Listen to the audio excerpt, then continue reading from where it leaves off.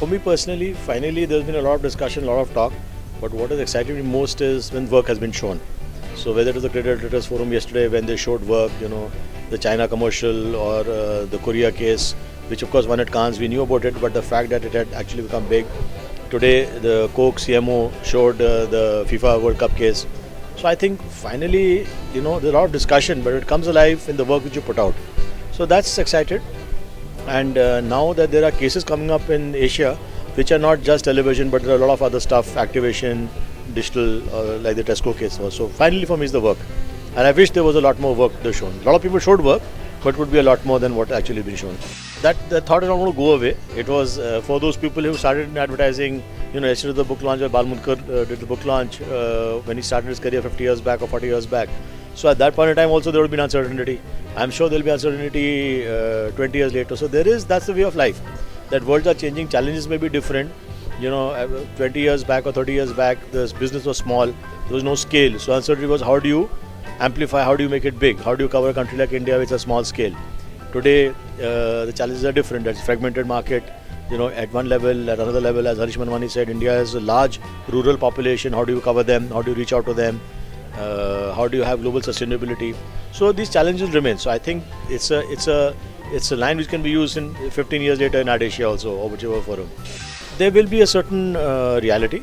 So as businesses go, like everyone else will cope up. India to a certain extent will be slow, but even if it's an 8% growth rate which people are projecting for 2012, that'll be very good from a global standpoint. So I think we are lucky, and which is what one of the speakers, Joe Tripodi, referred to, that India being an optimistic country. The optimism is coming from what's happening around us. So it's not because it's artificial. Yes, Indians, our culture itself, our religion itself allows us to be optimistic.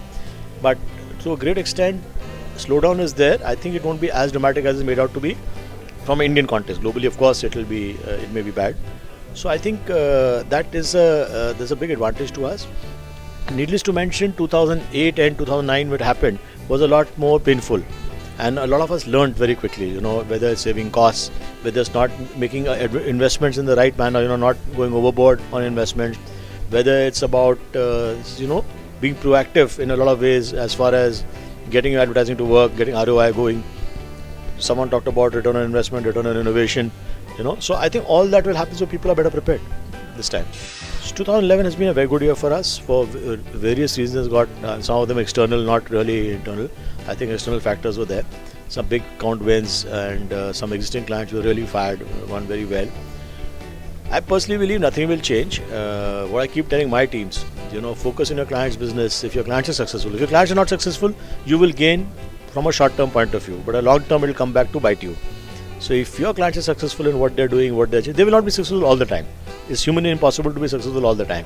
But as long as they are successful to a certain extent and they see your desire, and what I'm saying may sound very simple, but it's not very easy.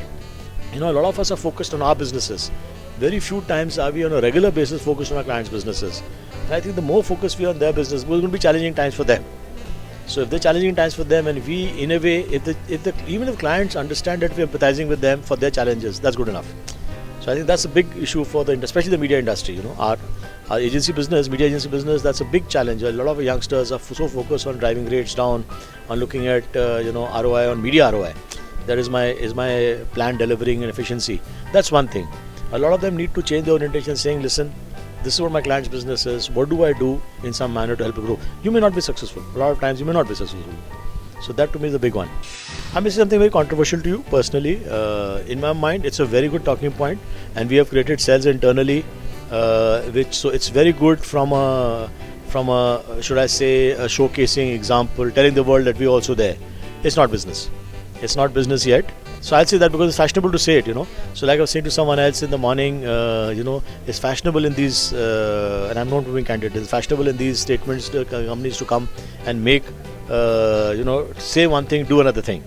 So finally today, the fact of the matter is in India, in spite of what people say, that 90% of money goes in print and television, or 85% goes in print and television, digital gets only 6 or 7%.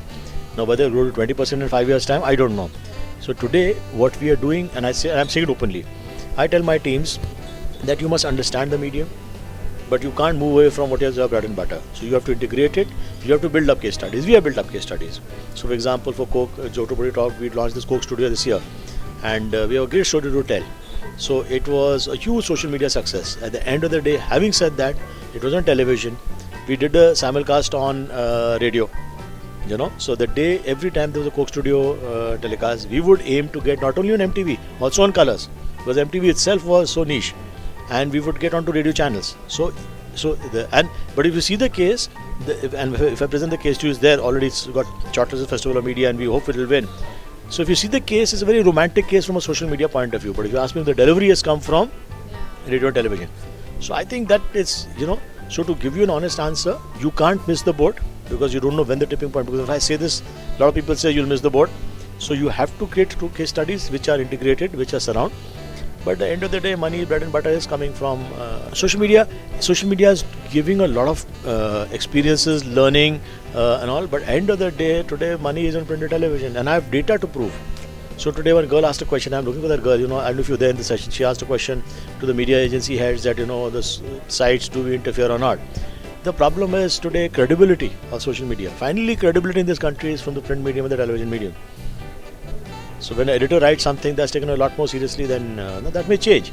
So we are willing to change, we are all waiting, but you can't talk and practice something else in your offices.